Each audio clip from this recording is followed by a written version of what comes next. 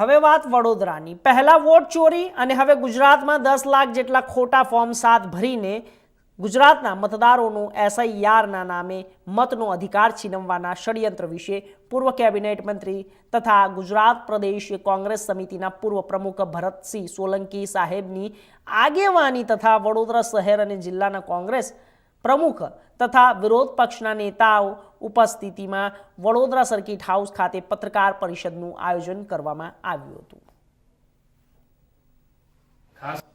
Bharatiya Janata party ચૂંટણી પંચને હાથો બનાવી ગુજરાતને લેબોરેટરી ગણી અને ગુજરાતના ન્યાયિક મતદારોનો ફોર્મ 7 દ્વારા મતદાર યાદીમાંથી કેન્સલ કરવાનો જે હીન પ્રયાસ કરી રહી છે એની સામે પ્રજાના સાથ અને સહકારથી પ્રજાની જાગૃતિ લાવવા માટે અમે લડાઈ લડીશું। સંગઠન દ્વારા પ્રજાની વચ્ચે જઈ અને ન્યાયતંત્ર અને ચૂંટણી પંચ બધાના દરવાજા ખટખટાવીશું। આજના પ્રોગ્રામનો મૂળ ઉદ્દેશ્ય શું હતો?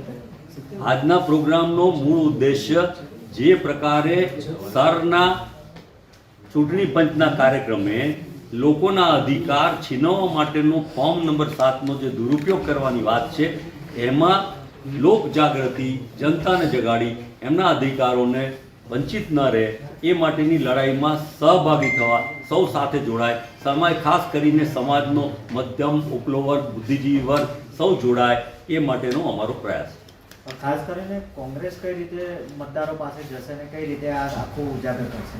અમે જનસંપર્ક દ્વારા જઈશું, સોશિયલ મીડિયા દ્વારા જઈશું, આ ફોર્મ પણ અમે એમને આપવા જઈશું।